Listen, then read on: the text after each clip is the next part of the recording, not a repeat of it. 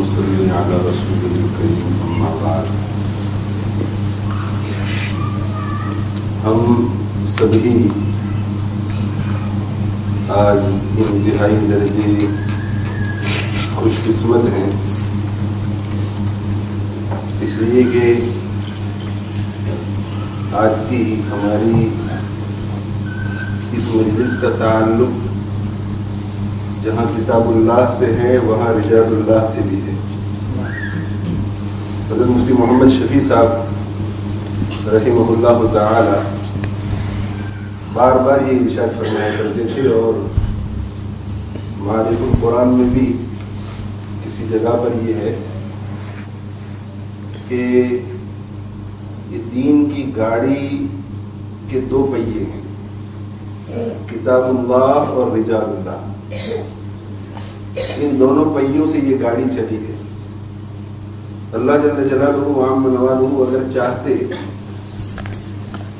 تو اپنی قدرت کاملہ سے تورات کو، زبور کو، انجیل کو، قرآن مجید کو، صحف کو سبھی انسانوں پہ نازل فرما دیتے اور یہ ارشاد فرما دیتے کہ یہ کتاب ہے، اسے پڑھو، اس کے مطابق زندگی گزارو، اور جو اس کے مطابق زندگی گزارے گا وہ جنت میں جائے گا، اس کے خلاف زندگی گزارے گا وہ جہنم میں جائے گا.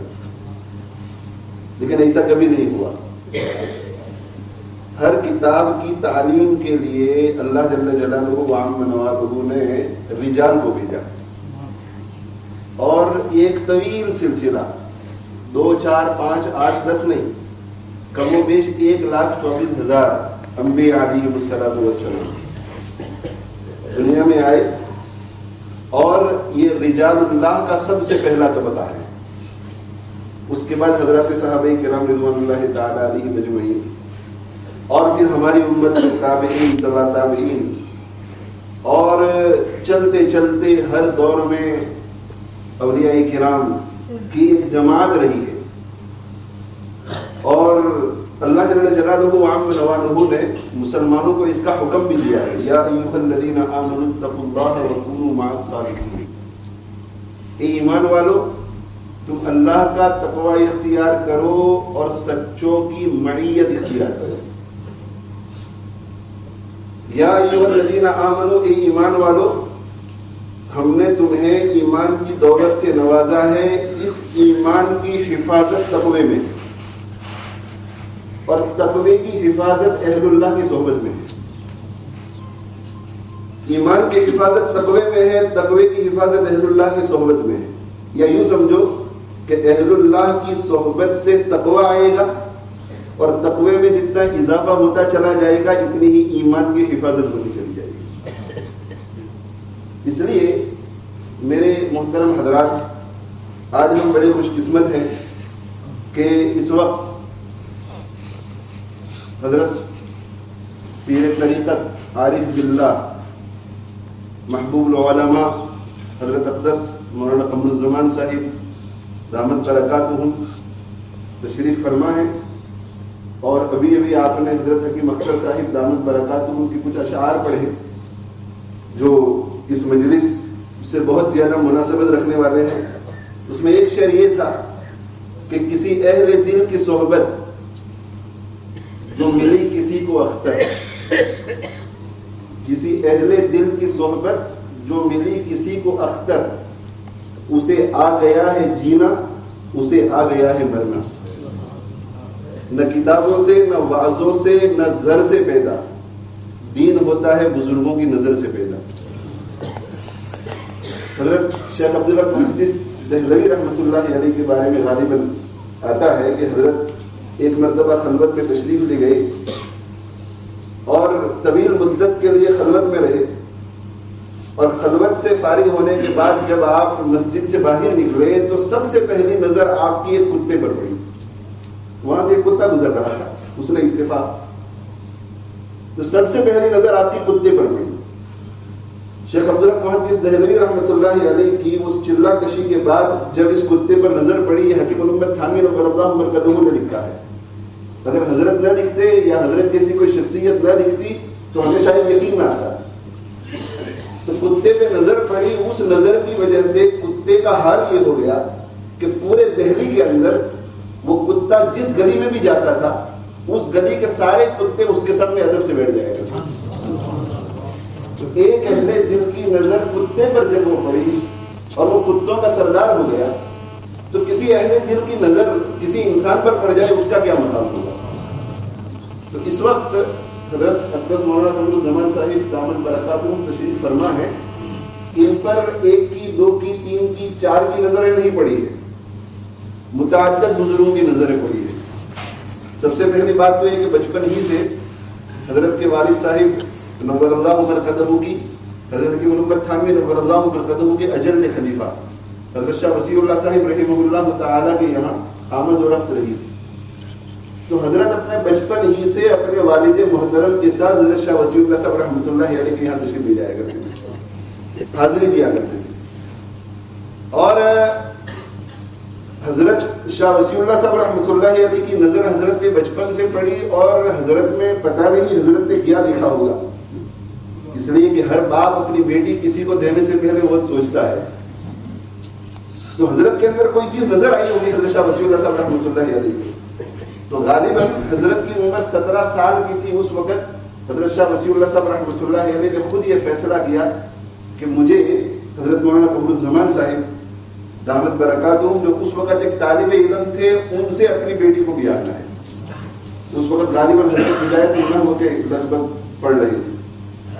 اور پھر داماد بنا کر حضرت شاہ وسیع اللہ صاحب رحمۃ اللہ علیہ نے حضرت کو اپنے گھر میں بلا لیا اور حضرت نے آپ کی تعلیم کی نگرانی فرمائی، تربیت کی نگرانی فرمائی اور حضرت نے بخاری شریف خود پڑھائی منوان اور اس کے علاوہ اور بھی بہت سی کتابیں. تو حضرت شاہ وسیع اللہ صاحب رحمۃ اللہ علیہ کے گھر میں داماد کی حیثیت سے یعنی ایک بیٹے کی حیثیت سے رہے اور پھر حضرت نے خود پڑھایا، خود تربیت کی اور اس کے بعد پڑھانے میں لگایا اور یہ تقریباً مدت 17 سال ہے.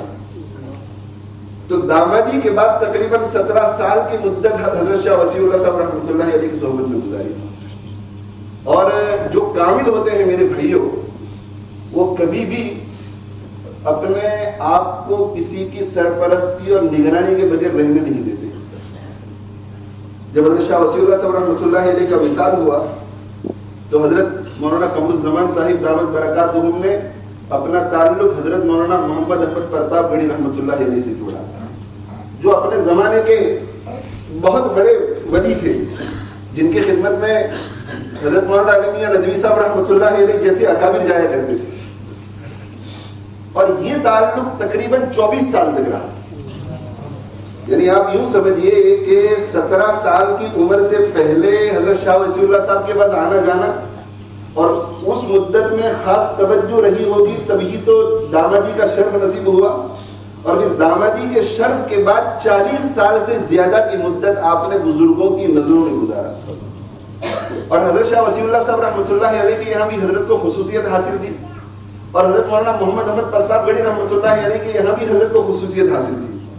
تو ہوتا یہ تھا کہ یہ دونوں جو اپنے زمانے کے بڑے غوث اور قطب تھے ان کے یہاں چونکہ دوسرے بڑے بڑے اکابر تشریف لاتے تھے، حاضر خدمت ہوتے تھے. حضرت مولانا حبیب الرحمن صاحب اعظمی رحمہ اللہ تعالی، حضرت مولانا عبد الباری ندوی رحمہ اللہ تعالی، حضرت مولانا ابرار الحق صاحب ہردوئی رحمہ اللہ تعالی، حضرت مولانا علی میاں صاحب ندوی رحمہ اللہ تعالی. تو ایک بڑے بڑے حضرات چھوٹے بن کر جب ان بڑوں کی خدمت میں آتے تھے تو اس وقت حضرت کے ذمے ان کی خدمت لگائی جاتی تھی. تو ان دونوں کی نظریں تو تھی ہی، لیکن جو بھی بڑا وہاں آتا تھا چھوٹا بن کر ان دو بڑوں کے پاس تو حضرت کے ذمے ان کی خاص خدمت ہوتی تھی، اس لیے کہ خصوصی مہمان. تو ان سب کی نظریں بھی حضرت پہ پڑی ہیں. تو کئی سمندروں سے حضرت نے پیا ہے. اسی وجہ سے میرے بھائیوں اللہ جل جلالہ وعم نوالہ نے ایک خاص قسم کی مقبولیت حضرت کو عطا فرمائی ہے. فیوضع لہ القبول فی الارض کے مصداق ہے کہ لوگ پروانہ وار ٹوٹتے ہیں.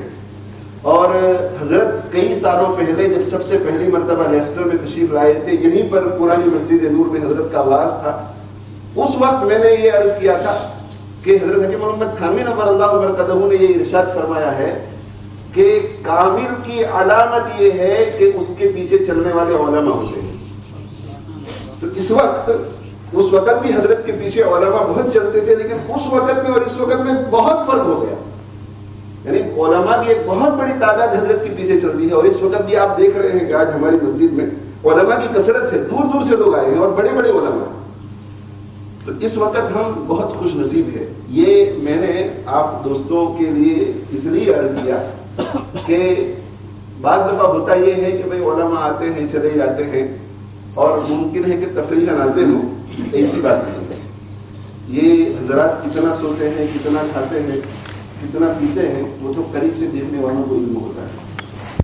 گزشتہ کل پورا دن حضرت کی وہاں بلیک بن اور پریسٹن کے علاقے میں جو بھی مصروفیت رہی ہوگی، اس کے بعد حضرت سفر کر کے ہمارے یہاں لیسٹر میں رات کو 3:30 بجے پہنچے، یعنی صبح 3:30 بجے، اور پھر سوتے سوتے 5 ساڑھے 5 ہو گئے.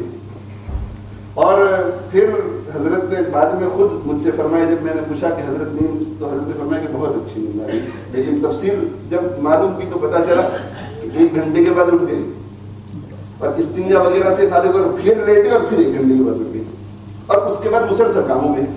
ابھی نماز سے پہلے ایک آواز ہوا، ابھی آواز ہے، اور ابھی آواز کے بعد سے لے کر عصر تک پتہ نہیں کیا مصروفیات ہوں گی، اور اس کے بعد پھر عصر کے بعد آواز ہے، اور عصر کے بعد آواز، مغرب کے بعد کھانا ہوگا، اور عشاء کا وقت ہو جائے گا، عشاء کے بعد پھر سفر لندن کی تھی، اور کل پھر کینیڈا کا سفر ہے.